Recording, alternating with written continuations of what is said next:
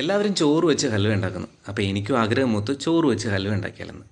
കൈ കിട്ടുക ഏതായാലും തലേന്നത്തെ ചോറ് തന്നെ, പഴങ്കഞ്ഞി ചോറ് തന്നെ കിട്ടുക. നന്നായിട്ട് വെള്ളത്തിലൊക്കെ ഇട്ട് നന്നായിട്ടൊന്ന് ഫ്രഷ് ആക്കി എടുത്തതിന് ശേഷം മിക്സിയിലിട്ട് നന്നായിട്ട് ഇത് ഈ ഒരു തിക്കായിട്ട്, നല്ല തിക്കായിട്ട്, വെള്ളമൊന്നും ചേർക്കേണ്ട ആവശ്യമൊന്നുമില്ല. ചോറ് നന്നായിട്ട് മിക്സിയിലിട്ട് ആട്ടുമ്പോൾ തന്നെ അത് ഒരു വെള്ളമുള്ള കൺസിസ്റ്റൻസി ആയി മാറും.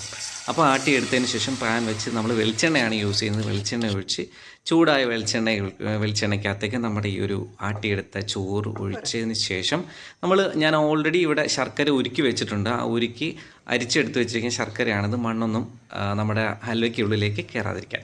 അപ്പോൾ നന്നായിട്ട് നമ്മുടെ ഈ ഒരു ചൂടായിക്കൊണ്ടിരിക്കുന്ന ചോറ് ആട്ടിയതിലേക്ക് ഒഴിച്ച് നന്നായിട്ട് ഇളക്കി എടുക്കുകയാണ്. അപ്പോൾ ഇത് തിക്കാക്കി എടുക്കണം. അപ്പോൾ ഞാൻ ഓർത്തു പോയത്, പണ്ടൊക്കെ കല്യാണത്തിന് ഹൽവയൊക്കെ വീടുകളിൽ ഉണ്ടാക്കുകയാണ് പതിവ് തലേന്ന്. അപ്പം ഇളക്കിക്കൊണ്ടിരിക്കുന്ന കൂട്ടത്തിൽ തിക്കായി വരുന്നുണ്ട്. അതിനുള്ളിലേക്ക് ഞാൻ ഈ ഒരു നമ്മുടെ ഏലക്കായും പഞ്ചസാരയും കൂടെ പൊടിച്ച് ചേർത്തിട്ടുണ്ട്. അപ്പോൾ ഇളക്കി അപ്പോൾ കല്യാണത്തിനൊക്കെ ഇളക്കുന്നത് എനിക്ക് ഓർമ്മ വന്നു. അപ്പോൾ എത്രത്തോളം അവർ കഷ്ടപ്പെടുന്നുണ്ടായിരുന്നു ഞാൻ പറഞ്ഞു വന്നത്.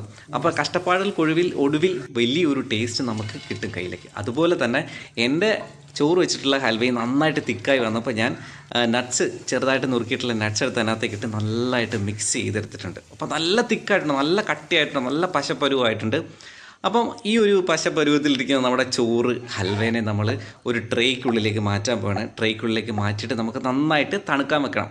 നന്നായിട്ട് തണുക്കാൻ വെച്ചതിന് ശേഷമുള്ള ഒരു രീതി ഞാൻ കാണിച്ചു തരാം. നന്നായിട്ട് തണുത്ത് ഞാൻ എടുത്തിട്ടുണ്ട്. ഒരു പ്ലേറ്റിലേക്ക് ഞാൻ തട്ടി മാറ്റി. നല്ല ഭംഗിയുണ്ടല്ലേ കാണാനായിട്ട്. അപ്പോൾ നമ്മൾ നോർമൽ ഹൽവ തന്നെയാണ്, അരി വെച്ചൊക്കെ ഉണ്ടാക്കുന്ന ഹൽവ തന്നെയാണ് ചോറ് വെച്ച് ഉണ്ടാക്കുമ്പോൾ കിട്ടിയിരിക്കുന്നത്. അടിപൊളിയായിട്ട് നല്ല ടേസ്റ്റാണ്, നല്ല സൂപ്പർ ടേസ്റ്റ് തന്നെയായിരുന്നു. ഒരു 7-10 പേരെങ്കിലും കഴിച്ചു കേട്ടോ ഈ ഒരു ഹൽവ എന്ന് പറയുന്നത്. അപ്പോൾ ട്രൈ ചെയ്യുക.